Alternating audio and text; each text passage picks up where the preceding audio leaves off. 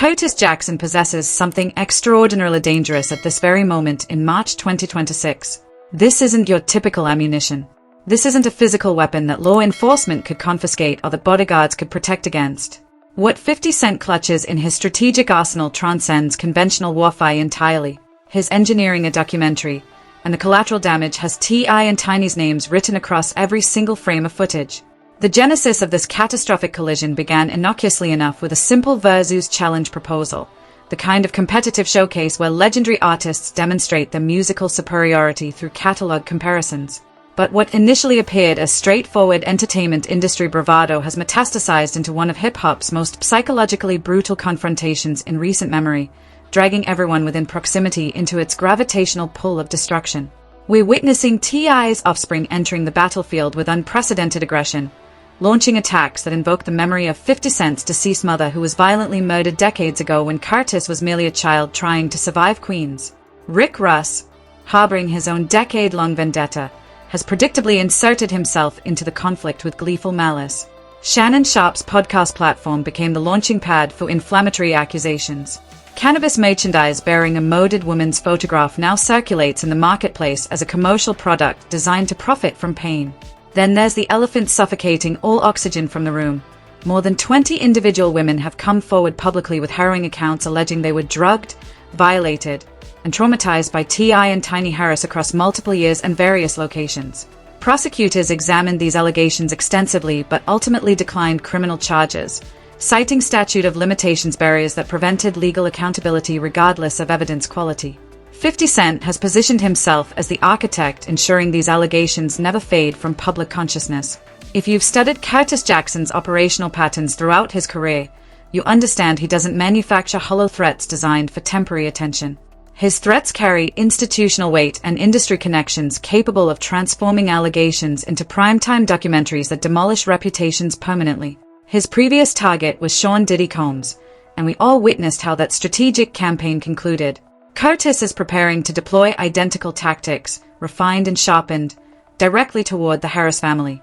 Before we venture deeper into this labyrinth of accusations, counterattacks, and documentary threats that could redefine multiple legacies permanently, I'm requesting you demonstrate engagement through the like button and subscribe to ensure algorithmic delivery of subsequent coverage.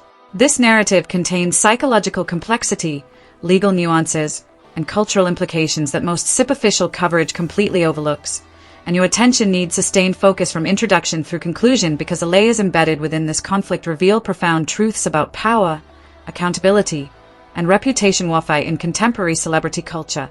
Understanding why this particular conflict differs fundamentally from typical rap industry disagreements requires comprehensive examination of the family unit positioned at ground zero of 50 Cent's calculated assault. This transcends simple artist versus artist competition that hip-hop has showcased for generations. The stakes involve children who didn't choose public exposure, psychological trauma that cameras captured and broadcast nationally, historical wounds that never properly healed, and Curtis Jackson's demonstrated expertise identifying precisely which emotional pressure points generate maximum devastation. Clifford Joseph Harris Jr., professionally known as T.I., has fathered 7 children across his lifetime.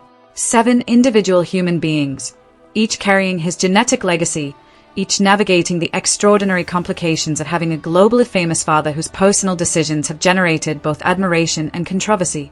These children originate from different maternal relationships, different chronological periods of T.I.'s evolution, and different circumstances that created the modern blended family structure. His daughters include Zonique Jaylee Pullins, Deja Imani Harris, and heiress Diana Harris. His sons are Messiah Y.A. Majesty Harris, Domani Uriah Harris, King Kanda Harris, and Major Philant Harris. Among these 7 children, only 3 share biological connections to both T.I. and Tamika Tiny Cottle Harris. King, Major, and heiress represent the couple's shared offspring.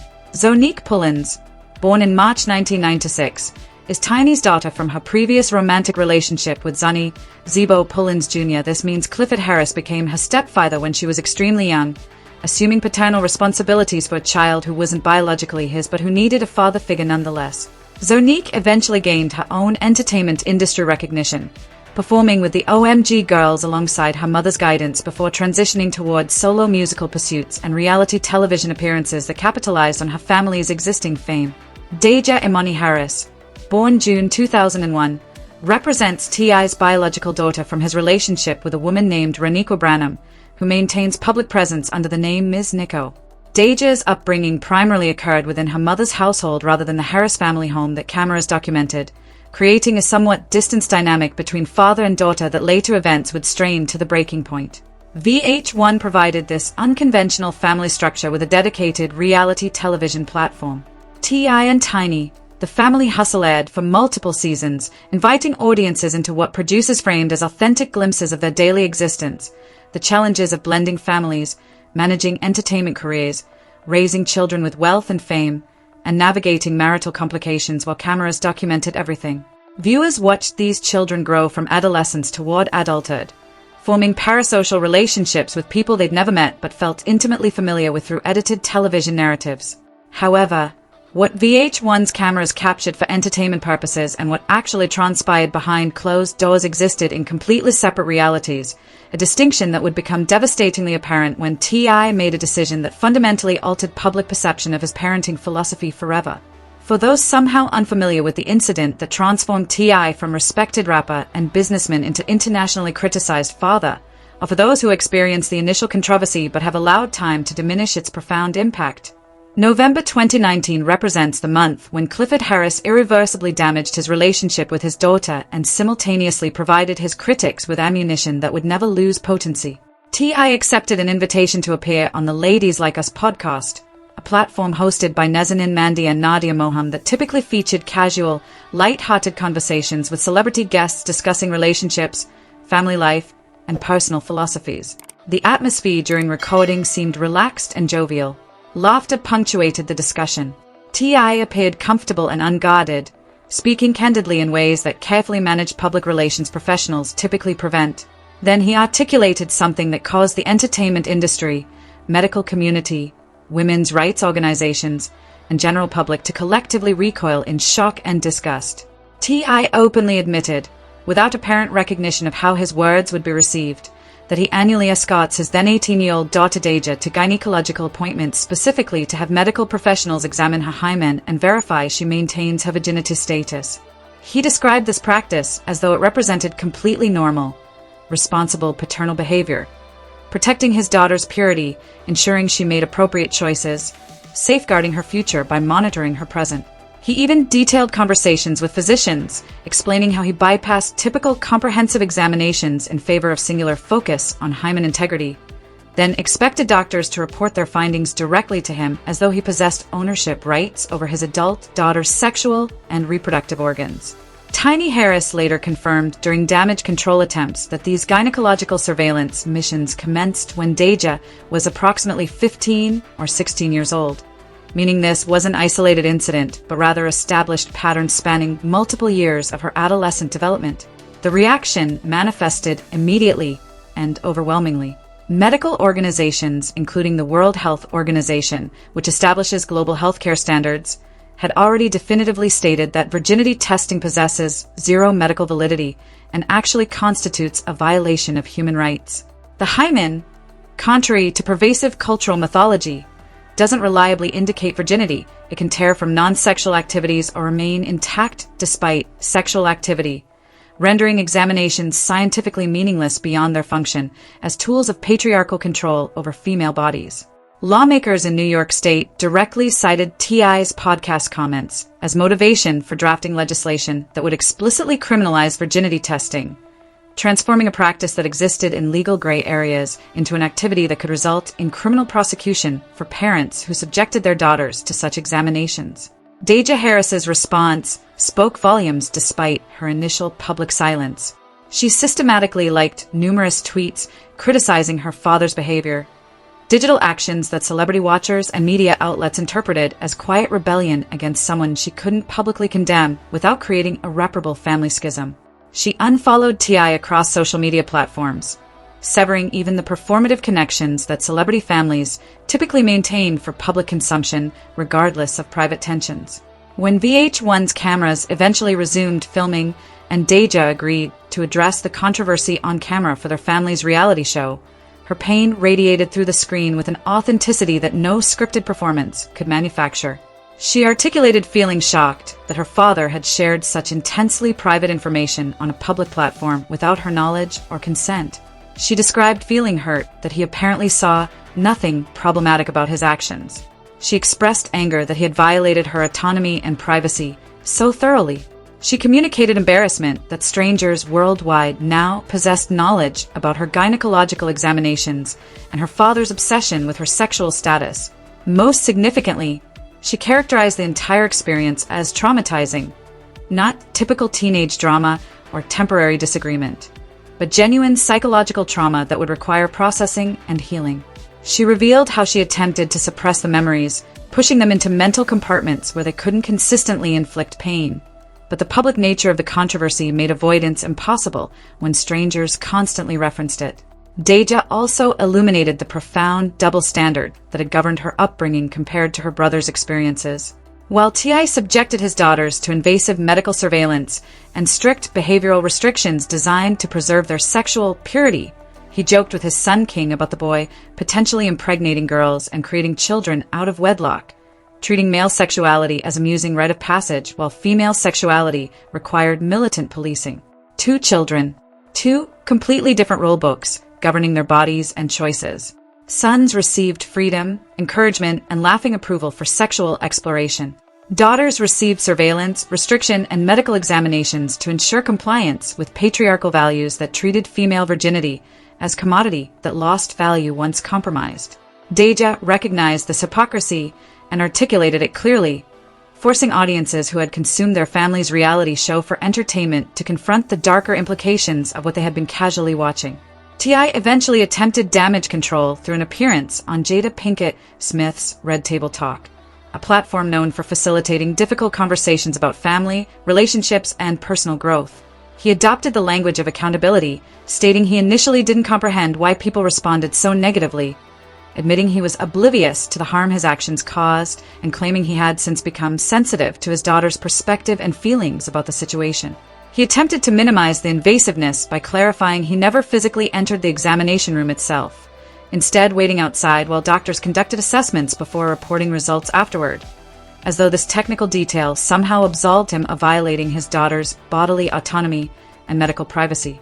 But Deja had already publicly declared on national television that the experience felt traumatizing and damaged their relationship in ways that couldn't be easily repaired. No amount of retroactive explanation or carefully worded apologies could erase that testimony or restore what had been broken. No public relations campaign could convince Deja or the watching world that her feelings about her own experience were somehow incorrect or exaggerated. And critically, that wasn't even the final major controversy this family would face. Not remotely close, because what emerged next made the virginity testing scandal seem almost quaint by comparison, replacing questions about inappropriate parenting with criminal allegations of drugging, trafficking, and serial sexual assault. The current catastrophic conflict between 50 Cent and T.I. didn't spontaneously materialize from nowhere. It evolved from T.I.'s persistent attempts to secure a versus battle that he believed would demonstrate his artistic superiority and catalog strength against Curtis Jackson's commercial dominance. Versus, for those unfamiliar with the platform that captured pandemic-era attention and revitalized interest in catalogs from established artists, functions as a structured musical competition where 2 artists alternate playing their most successful records, allowing audiences to directly compare their respective contributions to hip-hop culture and debate whose body of work carries greater weight and influence. T.I. pursued this opportunity aggressively, publicly, and privately lobbying for 50 Cent to accept the challenge. He appeared on Shannon Sharpe's Club Shay Shay podcast and issued direct accusations, claiming that 50 Cent possessed no smoke. Hip-hop vernacular suggesting cowardice and unwillingness to compete when stakes carry real consequences. T.I. insisted they had engaged in legitimate conversations in Los Angeles about making the Versus battle happen, reaching what he characterized as verbal agreements before 50 Cent allegedly reversed course and pretended those discussions never occurred. From T.I.'s perspective, this represented classic Curtis Jackson behavior, talking boldly when surrounded by allies but retreating strategically when actual competition materialized. He framed himself as the willing participant ready to demonstrate his artistic credentials, while 50 Cent played the role of the scared opponent manufacturing excuses to avoid potential embarrassment. But 50 Cent doesn't permit anyone to control narratives about him, especially not narratives suggesting fear or weakness. Qualities he's spent his entire career systematically eliminating from public perception of his character. Curtis Jackson doesn't typically respond to provocations with immediate diss tracks or emotional social media rants. He responds with receipts, evidence, and strategic information deployment designed to shift conversations entirely. 50 systematically excavated archived footage from 2008 showing T.I. appearing in a Crime Stoppers public service announcement encouraging citizens to cooperate with law enforcement. He located courtroom video clips documenting T.I.'s testimony in murder trials where his statements contributed to prosecution efforts. He compiled this material and distributed it across social media platforms with captions that required minimal explanation because the footage spoke clearly. Here's a man who cooperated with authorities, testified in court, and encouraged others to do the same. This strategy connects directly to accusations 50 Cent has persistently advanced since 2008 regarding T.I.'s surprisingly lenient sentencing on extremely serious federal firearms charges that typically result in substantial prison time.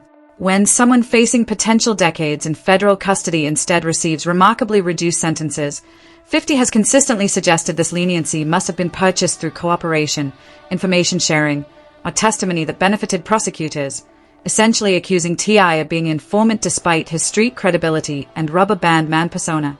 50 Cent even immortalized these accusations in his song You So Tough, rapping lyrics suggesting that while lawyers initially predicted 10-year sentences, the actual punishment came back suspiciously lighter, with clear implication that cooperation with federal authorities explained the discrepancy between expected and actual consequences. T.I. has categorically denied these allegations throughout their entire circulation, maintaining he never cooperated, never provided information, and served his time without compromising street codes that govern how individuals from his background should interact with law enforcement and judicial systems. Facing 50 Cent's renewed attacks and public questioning of his credibility, T.I. responded the way artists respond, through music. He flooded the market with multiple diss tracks targeting Curtis Jackson's name, legacy, and reputation. Songs titled War, The Right One, Lessons, and What Bully all contained aggressive lyrical content aimed directly at 50 Cent, attempting to damage his standing through traditional hip-hop battle mechanics of superior wordplay, more cutting insults, and more creative disrespect. T.I. wasn't passively accepting 50's attacks. He was actively swinging back with everything available in his artistic arsenal, demonstrating he possessed the courage to engage in direct conflict rather than retreating or remaining silent while his reputation sustained damage.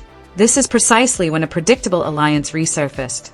Rick Ross, who maintains one of hip-hop's longest and most bitter feuds with 50 Cent spanning well over a decade, recognized opportunity when it materialized.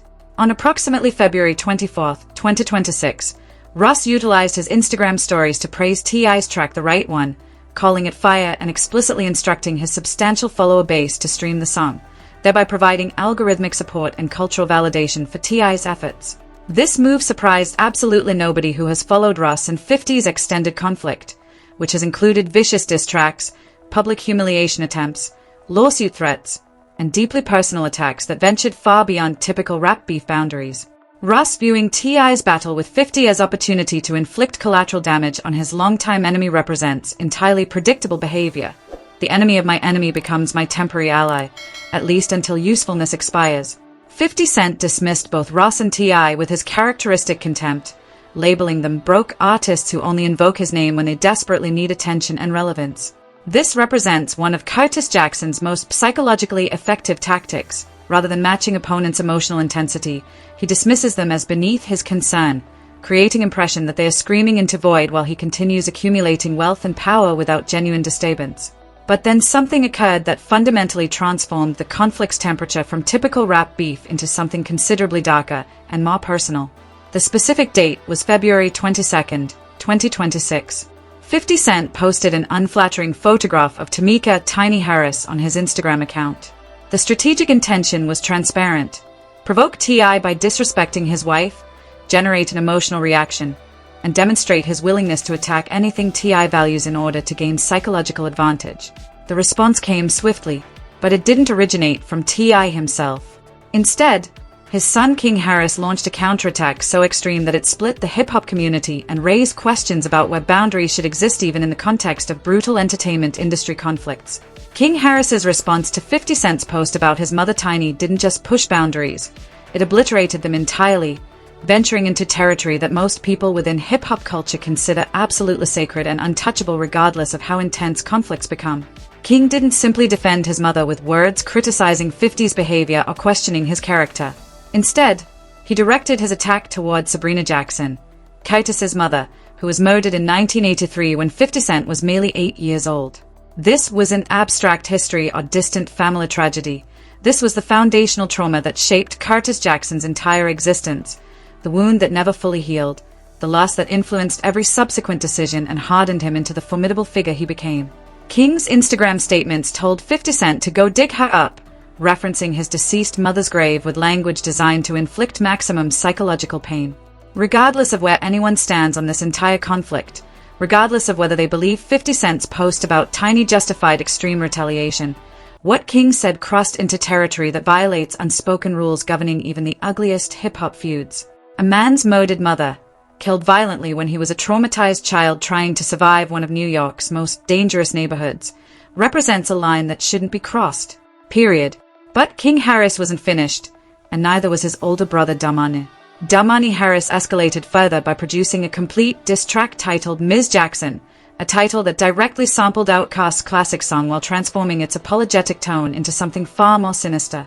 The entire composition was structured as a letter addressed to Sabrina Jackson, a dead woman, asking rhetorical questions about whether she would feel proud of the man her son became. Consider the deliberate calculation required to produce this. Domani wrote lyrics, entered a recording studio, performed multiple takes until satisfied with delivery, worked with audio engineers to mix and master the track to professional standards, designed cover artwork, uploaded the finished product to distribution platforms, and promoted it across social media, all targeting a woman who was murdered 4 decades ago. The track accumulated over 300,000 YouTube views within just days of release, demonstrating substantial audience interest while simultaneously dividing hip-hop fans into opposing camps. Half the internet condemned the Harris brothers for going too far, arguing that murdered mothers represent sacred ground that conflict should never touch. The other half contended that 50 Cent opened this door by attacking Tiny first, essentially arguing that anyone who initiates disrespect against someone's mother shouldn't expect their own mother to remain off-limits regardless of her tragic circumstances. Domani later appeared on The Breakfast Club, one of hip-hop's most influential radio platforms, to explain his creative decision-making process and the thinking behind such an extreme response. His explanation proved revealing in ways he perhaps didn't fully intend. He admitted he never consulted T.I before releasing the track, never sought paternal permission or guidance, specifically because he knew his father would offer input and Domani would then face the choice between obeying or ignoring that input. By simply releasing the track without conversation, he avoided that dilemma entirely. He claimed someone told him the song was too good not to release, and that external validation provided sufficient justification for proceeding despite the obviously controversial nature of targeting a murdered woman. T.I himself later stated publicly that he wished King had exercised more restraint, specifically regarding a particular escalation that even he found excessive. He was referencing a t-shirt. King Harris produced a diss video, and in that video he wore custom merchandise featuring Sabrina Jackson's photograph printed prominently on the front, a murdered woman's face, on a shirt, in a music video explicitly designed to taunt and disrespect her son. Even people who thought 50 Cent started the entire conflict by posting Tiny's photo acknowledged that this shirt represented a step too far, transforming legitimate defense of family into something that felt cruel purely for cruelty's sake. Yet Rick Ross saw the shirt and left a comment underneath King's Instagram post requesting one in size 3XL. This single comment illuminated the depth of Ross's hatred for 50 Cent. It wasn't principled support for the Harris family or righteous defense of Tiny against disrespect.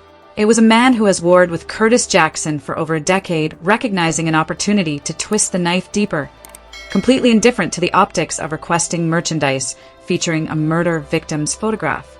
But King Harris transformed this controversial moment into a business opportunity. He began commercially selling cannabis products under the brand name Ms. Jack Pack, with Sabrina Jackson's face printed on packaging. The name itself pulls directly from drill music culture, where phrases like "smoking on deceased rival's name" function as extreme disrespect, essentially claiming you've turned someone's death into your leisure activity. King applied this logic to a woman who was murdered when her son was in elementary school, commercializing her death and trauma for profit while framing it as justified retaliation for 50's initial disrespect toward Tiny. The internet debated for weeks. Was this fair game because 50 went after Tiny first?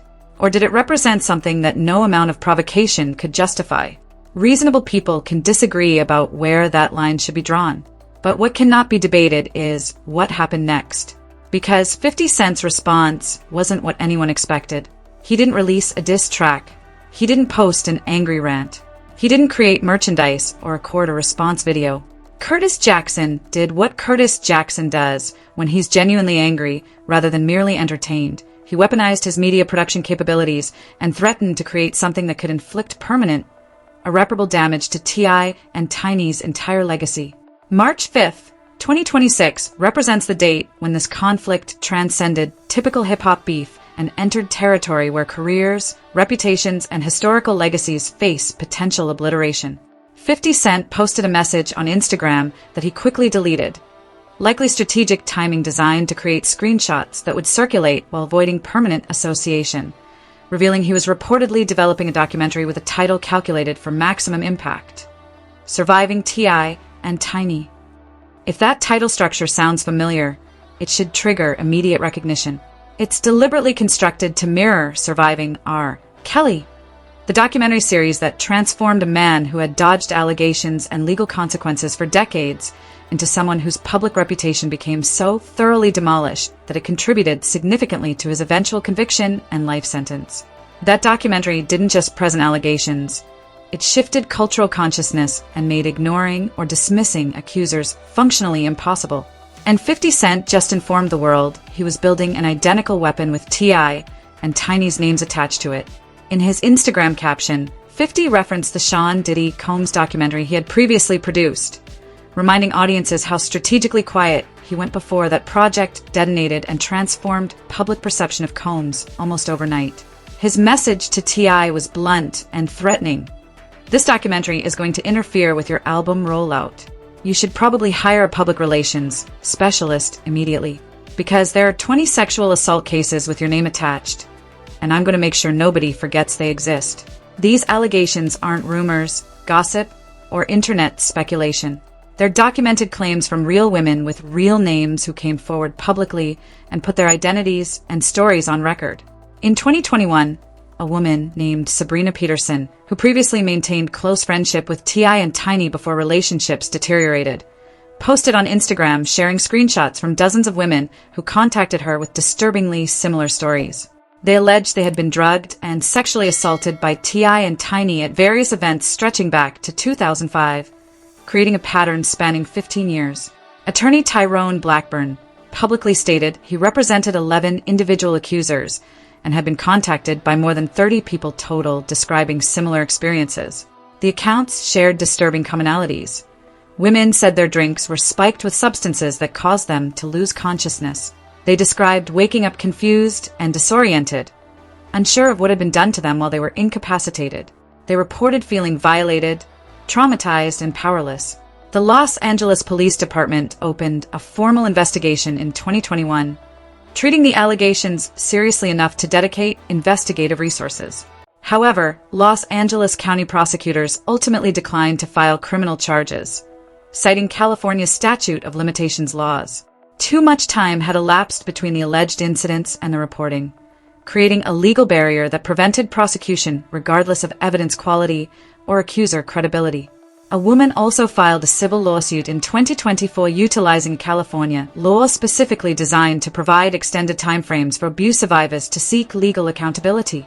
But a federal judge dismissed that case in August of the same year, again leaving T.I. and Tiny without criminal convictions or civil liability despite the volume of allegations.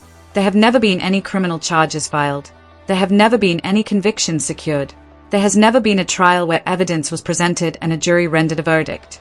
T.I. and Tiny have categorically denied every single accusation from the moment they first surfaced, characterizing the allegations as an organized extortion attempt by individuals seeking financial settlements or public attention. T.I stated publicly that whatever he and Tiny have engaged in has been done exclusively with consenting adults who were enthusiastically participating in whatever activities occurred. That has remained their consistent official position for 5 years straight. And legally speaking, the American justice system has not contradicted that position. No charges means no legal finding of guilt or wrongdoing. But 50 Cent is not operating within a courtroom governed by rules of evidence, burden of proof, and unanimous jury verdicts. He's operating in the court of public opinion, where different rules apply and different forms of evidence carry weight. In the court of public opinion, a documentary doesn't need a conviction to inflict devastating damage. It just needs testimony. It just needs women willing to sit before cameras and describe their experiences in their own words. It just needs compelling storytelling that makes audiences believe something terrible happened regardless of legal outcomes. And for anyone tempted to dismiss this as an empty threat or assume 50 might be bluffing for attention, I need you to remember something crucial about Curtis Jackson's operational history. This is the same man who spent literally years telling anyone who would listen that Sean Combs had secrets, that his public persona masked darker realities, that eventually everything hidden would be exposed. People laughed at him. Entertainment media outlets called him obsessed and reaching. Critics said he was wasting energy on baseless conspiracy theories motivated by jealousy or old beef. And then the Diddy documentary materialized. And suddenly nobody was laughing. Suddenly Curtis Jackson looked less like an obsessed hater and more like someone who had been methodically collecting information, waiting for the optimal moment, and then striking with something that caused permanent reputation destruction. 50 Cent does not bluff. He waits patiently. He collects evidence and testimony systematically. He identifies the perfect timing for maximum impact. And then he strikes with something designed to inflict permanent damage that cannot be repaired through apologies, public relations campaigns, or time passing. That is not speculation or theory.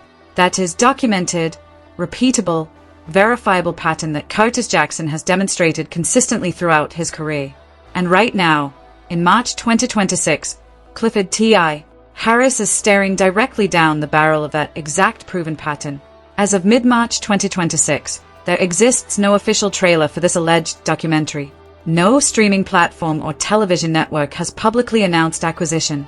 No production schedule has been confirmed. No journalists have verified active filming or interviewed participants. It's entirely possible this documentary may never actually get produced or released to the public. But here's what makes 50 Cent's strategy so psychologically devastating. It almost doesn't matter whether the documentary ever actually exists. Just the threat alone accomplishes strategic objectives. The mere idea of a documentary following T.I. around like a storm cloud is sufficient to ensure every journalist who interviews him about his supposedly final album will ask about the allegations. Every magazine profile writer will reference the documentary threat. Every podcast host will want T.I.'s response. Every radio DJ will bring it up. Every social media discussion about his music will include comments about the allegations. It keeps those 30-plus accusers visible in public consciousness instead of fading into obscurity. It prevents T.I. from controlling his own narrative or deciding how his final album rollout unfolds. It forces him to constantly address and defend against accusations he has already denied, creating perpetual distraction that undermines whatever artistic or commercial goals he hoped to achieve. This represents extremely specific psychological warfare that Curtis Jackson has been practicing and refining for his entire career. He doesn't necessarily need to release the documentary to achieve his objectives. He just needs everyone to believe he might, keeping that possibility hanging over T.I.'s head indefinitely while generating ongoing conversations about the allegations.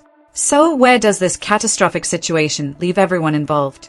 T.I. has responded by doing what he has always done throughout his career, making music, staying focused on artistic output, attempting to control the narrative through creative expression rather than getting dragged into endless social media arguments.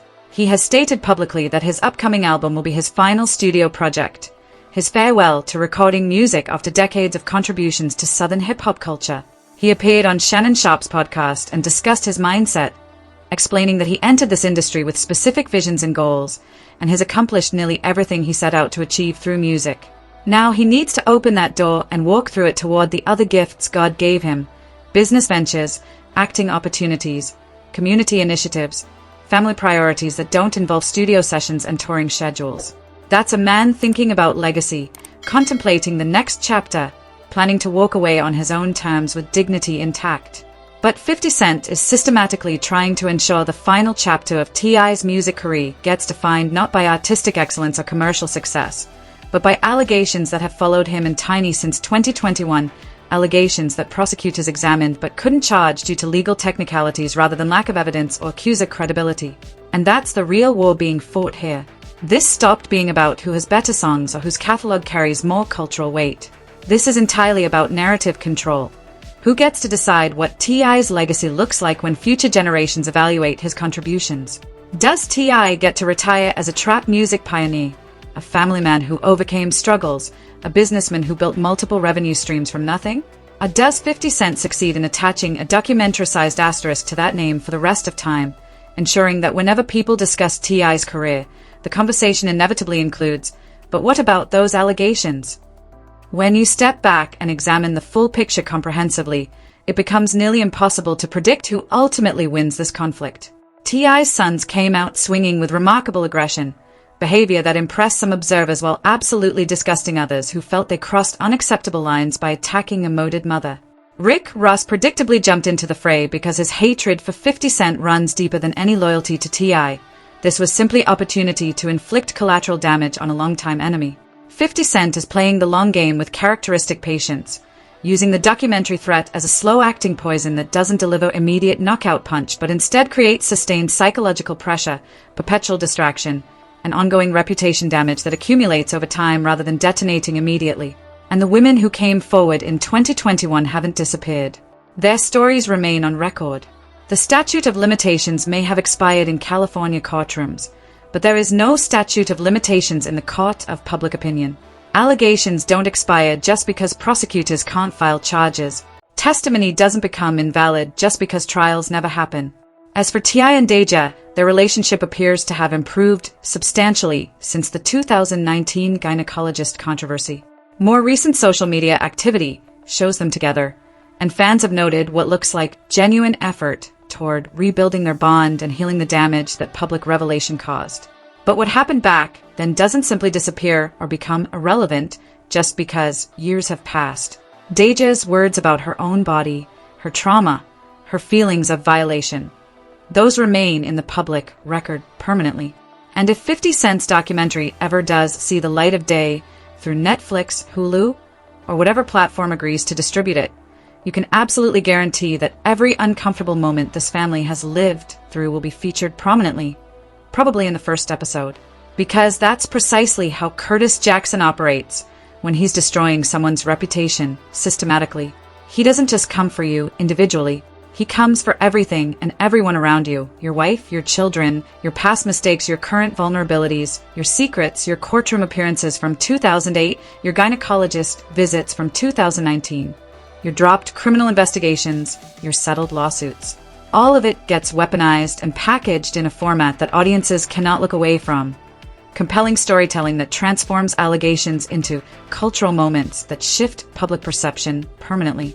That is Curtis Jackson's superpower, not rapping, not acting, not business ventures, but his ability to identify weaknesses, collect ammunition, wait for optimal timing, and then detonate something that causes irreparable damage.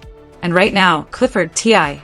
Harris is standing directly in the crosshairs of that weaponized documentary capability, waiting to see whether 50 Cent pulls the trigger or continues applying psychological pressure through the threat alone. So now, with all of that comprehensive context established, I genuinely need to hear from you directly. Do you believe 50 Cent will actually follow through and release this documentary? Or is this purely psychological warfare designed to keep T.I. on edge indefinitely without ever actually producing content? Do you think King and Domani went too far by bringing up 50's murdered mother? Or did 50 Cent open that door first when he posted that unflattering photo of Tiny? What's your assessment of those 20-plus allegations and the fact that they were never prosecuted criminally? Does that suggest innocence? Or does it simply reflect legal technicalities that prevented prosecution despite potentially valid claims? Where do you see this beef heading over the next several months, especially with T.I.'s supposedly final album on the horizon? Does 50's documentary threat effectively sabotage that album rollout? Or does it potentially generate additional attention and controversy that could actually boost sales and streams? Let me know all of your thoughts, analysis, and predictions in the comments section, because I genuinely want to hear diverse perspectives on this extraordinarily complex situation. If you made it to this point in the video, I'm asking you to leave a like and subscribe. It genuinely helps me out tremendously and ensures you don't miss subsequent coverage, because trust me, this story is far from over. I cannot thank you enough for investing your time and attention. I hope you have a great rest of your day. But in the meantime, if you want to see how 50 Cent used this exact same strategic playbook to systematically dismantle Diddy's public image before the world even knew what was coming, building a case in public for years before finally striking with devastating effect, you're absolutely not going to want to miss that analysis. Check out the suggested video on your screen right now. I'll see you in the next one.